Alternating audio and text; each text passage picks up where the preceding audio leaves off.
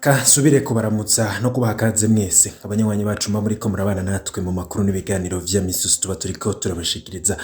Nizere ko mumeze neza aho muri hirya no hino hatandukanye. N'umwanya w'amakuru agezweho ariko aravugwa cane ngaha mu gihugu c'u Burundi. Murazi ko ya makuru yose muba mutegerezwa kumenya yabaye kwatangazwa mu bimenyesha makuru ivyagiye biravurwa, ivyo muba mwaranyegejwe ndetse n'ayandi yose bari karagaruka ko yose turatohoza tukayabashikiriza. N'umwanya wayagezweho rero ngaha kumbonesha kure yacu ya Isi TV.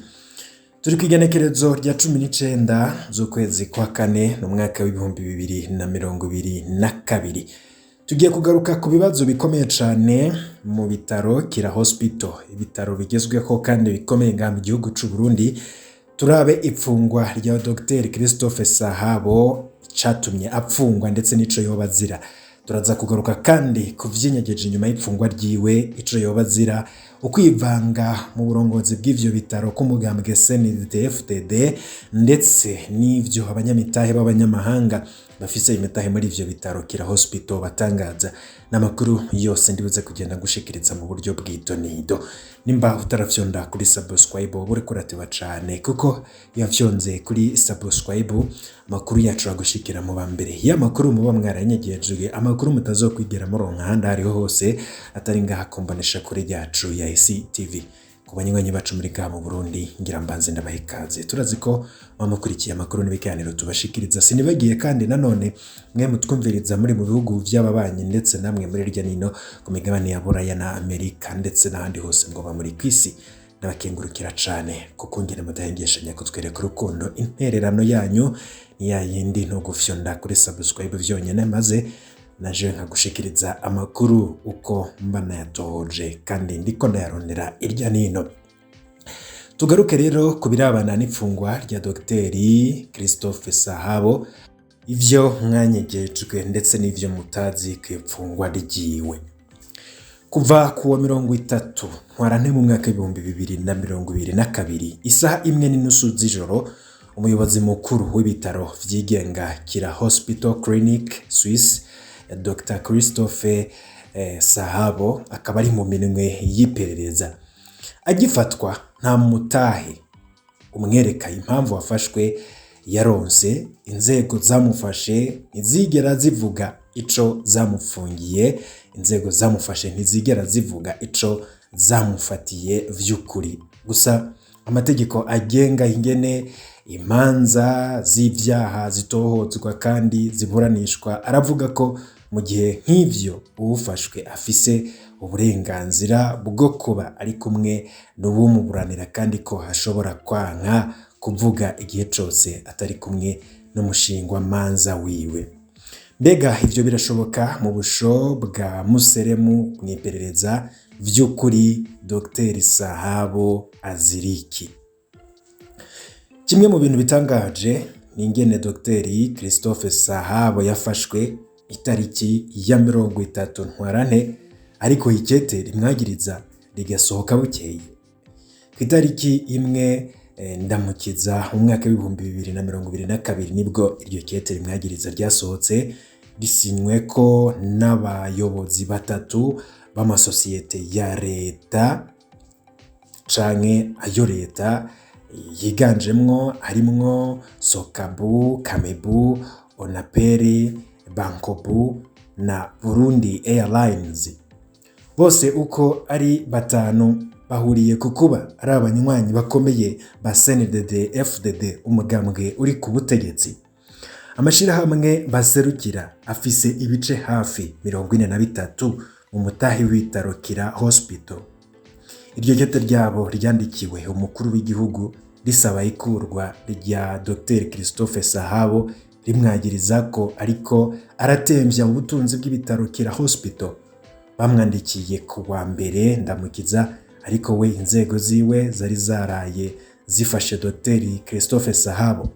No kuvuga ko umukuru w'igihugu yashize mu ngiro ivyo yasabwe imbere yuko nikete ryandikwa. Ibi bintu birakaze cane, ababikurikiranira hafi bavuga ko binateye ubwoba. Ikindi gitangaje ni ingene aho ku wa mbere ndamukiza mu mwaka w'ibihumbi 2022 Dr Christophe Sahabo yasohoye ikete ryo gutanga imihoho ikaboneka ku mbuga ngurukanabumenyi kandi yari mu minwe y'iperereza. Bishoboka gute ko umupfungwa atagira mwidegemvyo na mutoya abandanya gufata ingingo zikanakurikizwa hose? Mbega hoho ingorane z'ingene amasosiyete yigenga atwagwa zicirirwa mu iperereza rya Museremu canke hariho amasentare abijejwe? Kira Hospital, ibitaro vy'akarorero mu karere. Dr. Christophe Sahabo yarize amashure y'ubuganga mu gihugu c'Ubusuwisi, akaba umuhinga akomeye mu vyo kuvura amaso. Aho yogumyeyo nk'abandi batari bake, narirya bamwigishije bamugomwa, aranaronka n'ubushimwe, ahubwo arataha mu gihugu ciwe kwitwararika amagara ya bene wabo. Ageze mu Burundi ntiyabaye umuvugizi gusa, ahubwo yiyumviriye umugambi w'ibitaro vy'akarorero mu karere kose. Ni gutyo ibitaro vyigenga Kira Hospital vyavutse. Ivyo bitaro bifise umutahe munini ugizwe n'ibice 42% vy'amafaranga y'abanyaburaya, 43% vy'amasosiyete yo mu Burundi ariyo Sokabu, Kamebu, Onaperi na Bankobu na Burundi Airlines.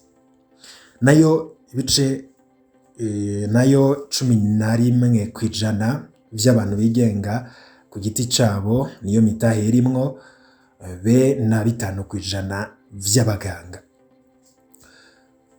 Kumvisha umugambi abantu nka bose birumvikana ko bwari ubutwari budasanzwe. Christophe Sahabo wenyene yabaye umuyobozi mukuru w'ibitaro, nayo urwego nyobozi rw'ibitaro rurongorwa n'Umufaransa.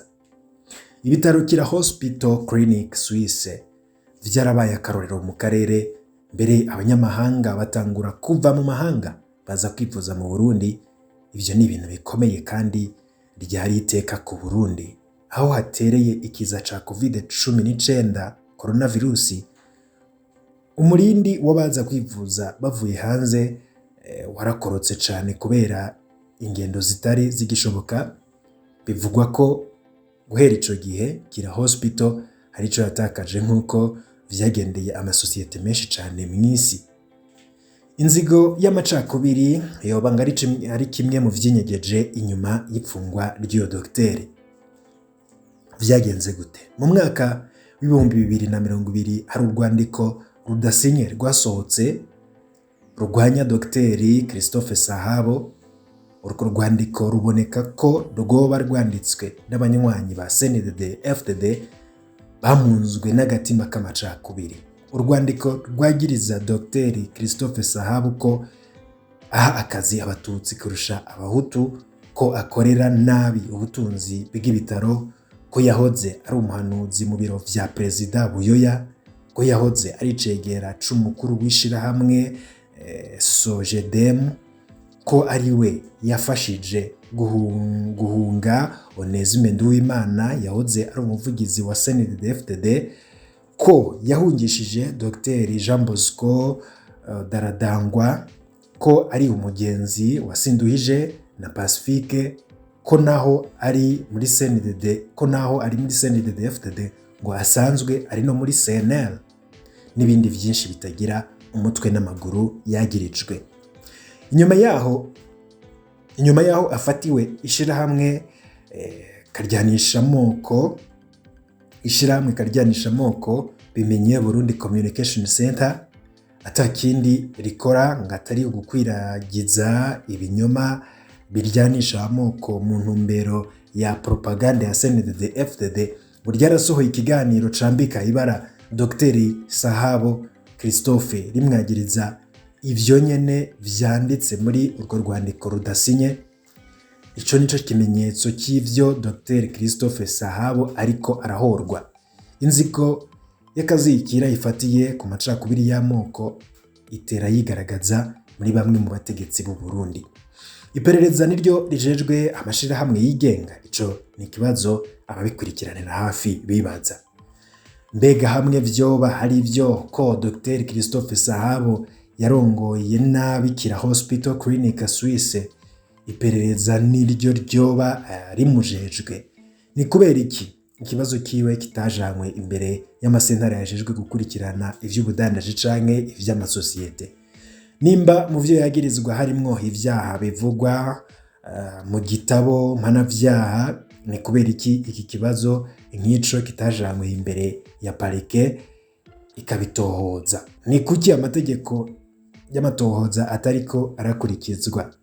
Nimba iperereza ari ryo rijejwe ivy'ubutunzi bw'amasosiyete, ni kuki ryohera kwishira hamwe ryigenga kandi hariho amasosiyete ya leta ageze habi aheranya amahera y'umurengera ariko abayarongoye ntibatumwe ko mwiperereza? Hano twabahaye urwandiko rwerekana amashirahamwe ya leta yari mu gutemba kubera amadeni muri 2019. Onatel yari iheranye imiliyaridi 117, Sosumo yari iheranye imiliyaridi 31, Regideso yari iheranye imiliyaridi 22.5, no kuvuga miliyaridi 22 n'igice, naho SRDI yari iheranye imiliyaridi 10 n'ibihumbi na miliyoni 600, nayo OTB yari iheranye imiliyaridi 7 na miliyoni 700, iya Burundi yari iheranye imiliyaridi 7 na miliyoni 3, nayo Onatel yari iheranye imiliyaridi 3 na miliyoni 3. Abatwara ayo masosiyete nta numwe yarengukijwe mu iperereza kandi yari amasosiyete y'igihugu. Ejo bundi Perezida Ndayishimiye yatubwiye uwanyuruje imiliyaridi 54 ariko ntiyahamagawe mu iperereza. Ibiriko birakorerwa Dr Christophe Sahabo bivyara ikibazo gikomeye cyane. Bamwe bakibaza bati nubuhe butumwa buriko burahabwa abarwizatunga bazana amafaranga yabo mu Burundi? Ninde azobandanya kuzana imitahe mu gihugu utwara sosiyete yawe ujanwa gufungwa mu iperereza atategeko na rimwe rikurikijwe, ugahorwa insaku zikwiragizwa n'imbonerakure? Ryaterambere turota rizoza gute? Hoba hasigaye hariho ubwoko kubuhakazi ari icaha mu Burundi no mu masosiyete yigenga? Kuba umuseneri hamwe vyoba ari vyo coba hari icaha mu gihe urongoye sosiyete? Kuba warakoze mu bikorwa vya Perezida Buyoya coba hari icaha? Kuba warabaye mwishira hamwe kanaka coba ari icaha? Bamwe bati nitutikubita gashi izi nyifato zokwega akarambaraye muri kazoza. Nimba hari icaha yagirizwa Dr Christophe Sahabo najamwe imbere y'ubutungane akurikiranwe hisunzwe amategeko. Atari gutyo ivyo bariko baramukorera vyitwa agatotezo gusa. Uyu n'umwihwezo wa Pacifique Nininahazwe uharanira agateka kazina muntu, akaba anarongoye ishirahamwe Focode, akaba ari vyo ashira habona kuri iryo pfungwa ry'uyo yahora arongoye ibitaro Kira Hospital, akaba ari we yashize abona uyu mwihwezo. Ndakengurutse cyane kuri mwese mubara natwe mu makuru n'ibiganiro vya misozi tuba turiko turabashikiriza. Barazi ko amakuru yose bariko aravugwa yoba yavutswe bimenyesha amakuru yariko aragaruka ku mbuga ngurukana bumenye ndetse n'ibindi bavyagiye biratangazwa n'abategetsi, vyose ndabibashikiriza mu buryo bw'idonido. Mukanya ndaza ngushikiriza n'ayandi makuru ariko aravugwa mu gihugu c'u Burundi.